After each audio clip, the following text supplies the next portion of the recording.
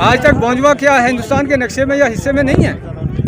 तकदीर बदलने वाले लोग जो हैं इनके दिलों को अगर ठेस पहुंच गई तो फिर कल ये नहीं सोचना कि मैं इस गुज्जर के दरवाजे पे आऊँ। गुज्जर और कश्मीरी के दरमियान में ये कोई तंजीम बनाना चाहते हैं या इसकी कोई तहरीक छेड़ना चाहते हैं। पंच हूँ और हमारी पंचायत के जो है ये चौधरी डीडीसी जो आमना है जो हमारी पंचायत से, और ब्लॉक बौंजवा जो है ये ब्लॉक बौंजवा जो है ये 9 पंचायतों पे मुश्तमिल है।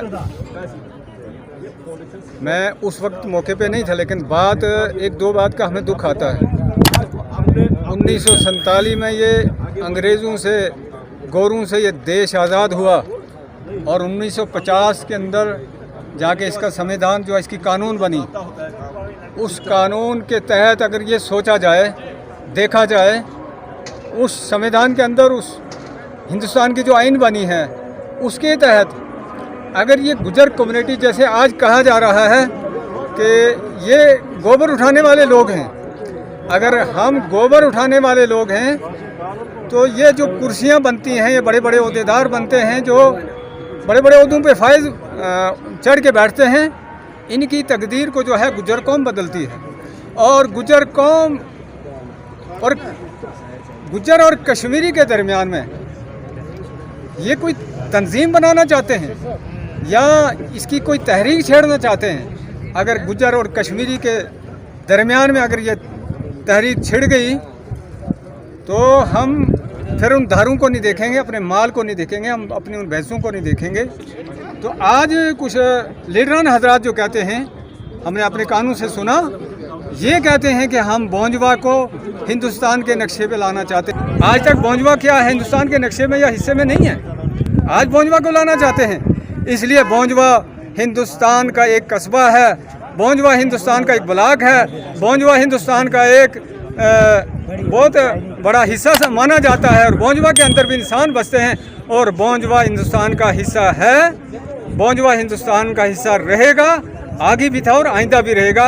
हम अपने मुल्क के साथ हैं, हम अपने मुल्क के अपनी रियासत के साथ हैं। तो मतलब ये है 1950 में जो है हिंदुस्तान की जो आइन बनी है उसके तहत अगर ये गुज्जर को बाहर रखा गया है, फिर हम अपने आप को महफूज नहीं समझेंगे, हम अपने आप को इस हिंदुस्तान के शहरी नहीं समझेंगे, फिर हमारा कोई ना कोई वसीला किया जाए।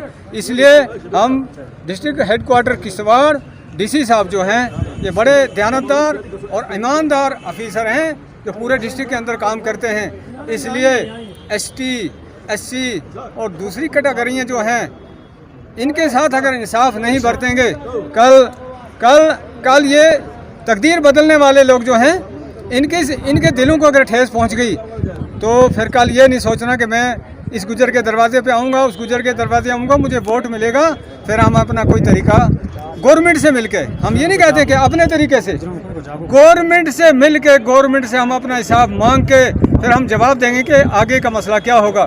इसलिए आज जो है 14 अगस्त है, कल 15 अगस्त है, हमारा देश इस 15 अगस्त को आज़ाद हुआ है। कल हमने ईद की तरह अपने मुल्क की आज़ादी की खुशी मनानी है।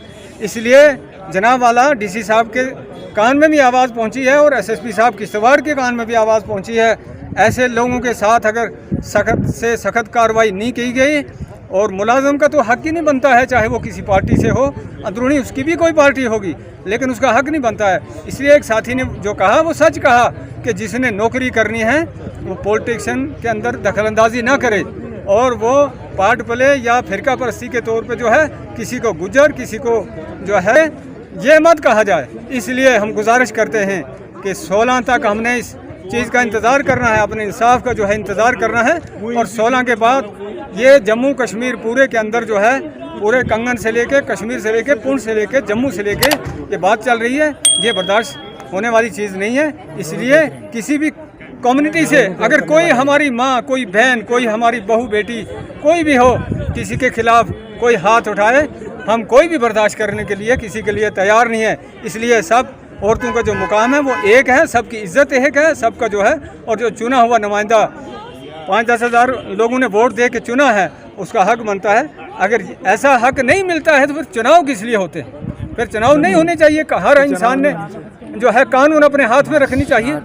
बस इन्हीं बातों से मैं अपनी बात को ख़त्म करता हूँ। शुक्रिया।